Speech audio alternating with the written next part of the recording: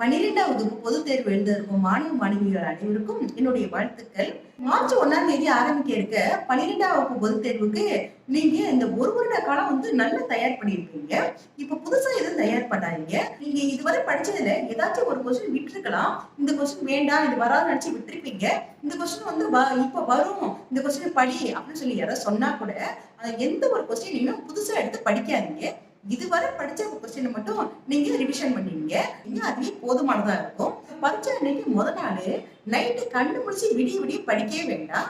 11 மணி அதிகப்படியே 11 மணி வரை மட்டும் படிச்சீங்கனாலே போதும். நல்ல மதிப்பெண் எடுக்க முடியும். நீங்க உணவு வீட்டுல செஞ்ச மென்மையான உணவு மட்டுமே சாப்பிடுங்க. கடையில வாங்கின உணவோ இல்ல பொரிச்ச உணவுகளே சாப்பிடாதீங்க. மறுநாள் காலைல 5 மணிக்கு எந்திரிங்க. நீங்க புதுசா எதுவும் பார்க்க வேணாம். படிச்சது மட்டும் சும்மா திருப்பி மட்டும் பாருங்க. படிக்கவும் வேணாம். பரீட்சைக்கு ஒரு 1 ஹவர் முன்னாடியே இருக்கிறாப்ல ஸ்கூலுக்கு போயிடுங்க. ஸ்கூலுக்கு போனீங்கன்னா தான் உங்க ஸ்கூல்ல உங்க டீச்சர்ஸ் கொடுக்குற இன்ஸ்ட்ரக்ஷனை நீங்க ஃபாலோ பண்ண முடியும். பரீட்சைக்கு ஒரு 1/4 மணி நேரத்துக்கு முன்னாடியே உங்களை பரீட்சை காலில் கூட்டு போயிடுவாங்க. நீங்க பரீட்சை காலில் போய் அங்க உட்கார்ந்து இருக்கும்போது எதிர்த்தாப்புல யார் உட்காந்துருக்காங்க, பின்னாடி யார் உட்காந்துருக்காங்க, பக்கத்துல யார் உட்காந்துருக்காங்க அப்படின்னு சொல்லி நீங்க பார்க்க வேணாம். அப்புறம் யார்கிட்டையும் நீங்க பேச வேணாம். பேசுனீங்கன்னு வைங்களேன், உங்களோட எனர்ஜி லாஸ் ஆகும். அவங்க டீச்சர்ஸ் கொடுக்குற இன்ஸ்ட்ரக்ஷனை மட்டும் நீங்க ஃபாலோ பண்ணீங்க. பரிட்சை பேப்பர் கொடுப்பாங்க. பேப்பரை வாங்கி எப்படி நம்பர் கரெக்டா போடுங்க.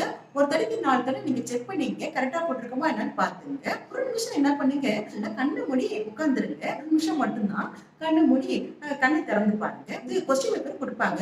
கொஸ்டின் பேப்பர் கொடுக்கறதுக்கு முன்னாடி அப்படியே பதட்டமாவாதீங்க, பயப்படாதீங்க. ஐயோ என்ன கொஸ்டின் வரப்போகுதுன்னு சொல்லி பயப்படாதீங்க. நீங்க படிச்ச கொஸ்டின் தான் கண்டிப்பா வந்திருக்கும். இப்போ பரீட்சைக்கு கொஸ்டின் பேப்பர் கொடுப்பாங்க. வாங்கி கொஸ்டின் பேப்பர் பாருங்க. கொஸ்டின் பேப்பர் பார்க்கும்போது அந்த கொஸ்டின் எல்லாம் பார்த்தா ஐயோ இது படிக்க கொஸ்டின் மாதிரி இருக்கே அப்படின்னு சொல்லிட்டு பதட்டம் ஆயிடாதீங்க. அந்த கொஸ்டினை ஒரு தடவை படிச்ச சமயத்துல புரியாது.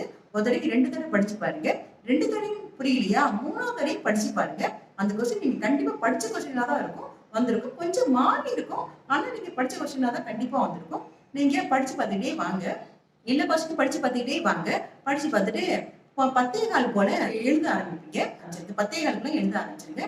நல்லா அழகா எழுதுங்க. கொஞ்சம் வேகமாகவும் எழுதுங்க. நல்லா அழகாவும் எழுதுங்க. இந்த ஒரு வருட காலம் என்ன பேனா யூஸ் பண்ணீங்களோ அந்த பெண்ணு மட்டும் வாங்கி எடுத்துட்டு போங்க. புதுசா கிஃப்ட் பண்ணிருப்பாங்க. இது நல்ல காஸ்ட்லி பெண்ணு, இது எடுத்துட்டு போ அப்படின்னு சொல்லி பரீட்சைக்கு வாங்கி கொடுப்பாங்க. அந்த பேனாலாம் எடுத்துட்டு போகாதீங்க. அதை நீங்க வீட்டுல வச்சுக்கிட்டு நீங்க இது நாள் வரை என்ன பெண் யூஸ் பண்ணீங்களோ அந்த பெண்ணையும் வாங்கி எடுத்துக்கிட்டு போய் பரீட்சை கால போய் பரீட்சை எழுதுங்க. 12:30 12:45 உங்களோட ஆன்சர் ஷீட்டை ஃபுல்லா பண்ணிடுங்க. கொஸ்டின் ஆன்சர் எல்லாத்தையும் ஃபுல்லா பண்ணி எழுதிடுங்க. ஏன்னா 12:45 பிறகு நீங்க என்ன பண்ணீங்கன்னா கொஸ்டின் திருப்பி பார்க்கணும். திருப்பி பார்க்கணும்னா நீங்க சில கொஸ்டின் 2ஆம் நம்பருக்கு 3ஆம் நம்பர் போட்டிருப்பீங்க. 4ஆம் நம்பருக்கு 5ஆம் நம்பர் போடுறதுக்கு இந்த மாதிரி சமயத்துல பதட்டத்துல போடுறதுக்கு வாய்ப்பு இருக்கும். அதனால இதெல்லாம் நீங்க திருப்பி பார்க்கும்போது இதுல நீங்க சரி பண்ணக்கூடிய டைமா அந்த டைத்தை நீங்க பயன்படுத்திக்கலாம். செக்ஷன் பாத்தீங்கன்னா 5 கொஸ்டின் கொடுத்து 3 சாய்ஸ்ல எழுத சொல்லியிருப்பாங்க. நீங்க 2 எழுதிட்டு 3 எழுதணும்னு நினைக்கலையே நீங்க பாட்டு போயிருப்பீங்க. அதனால அப்புறம் திருப்பி பார்க்கணும் பார்த்தா 2 கொஸ்டின் தான் எழுதிப்பீங்க. அந்த கொஸ்டின் இன்னொரு கொஸ்டின் அட்டன் பண்றதுக்கு இந்த ஒரு 12:45 1 மணிக்குள்ள ஒரு டைம் ரொம்ப இம்பார்ட்டன்டான டைம். அதெல்லாம் நீங்க இதெல்லாம் கட் பண்ணிக்க முடியும். நம்பர் மாத்தி போட்டாலும் சரி பண்ணிக்க முடியும். பிறகு 1 மணிக்கு ஆன்சர் ஷீட்டை வாங்கிடுவாங்க. கொடுத்துருங்க. கொடுத்துட்டு வெளியில வரும்போது உங்களுக்கு நிறைய பதட்டமா இருக்கும், பயமா இருக்கும். ஐயோ இந்த கொஸ்டினுக்கு இந்த கொஸ்டின் எழுதிட்டமே, இந்த கொஸ்டினுக்கு வேற ஆன்சர்ல வரும், நான் தப்பா எழுதிட்டேனே, நான் படிக்காத கொஸ்டின் வந்துட்டேனே, இந்த மாதிரி நிறைய ப்ராப்ளங்கள் உங்களுக்கு இருக்கும். அந்த மாதிரி நேரத்துல நீங்க என்ன பண்ணுங்கன்னா பதட்டம் ஆயிடாதீங்க. இல்ல நல்லதான் எழுதிருப்பீங்க. சப்போஸ் ஏதாச்சும் 1 2 இந்த மாதிரி மிஸ்டேக் வந்துருந்துச்சா கூட நீங்க என்ன பண்ணுங்க, அதை அப்படியே விட்டுருங்க. விட்டுட்டு நேரா வீட்டுக்கு போய் அடுத்த பரீட்சைக்கு நீங்க தயார் பண்ணீங்க. அடுத்த பரீட்சையை கொஞ்சம் தீவிரமா கொஞ்சம் ஹார்ட் ஒர்க் பண்ணி அதை பாருங்க. உங்களுக்கு அதுவே ஈக்குவலா வந்துடும் உங்களுக்கு.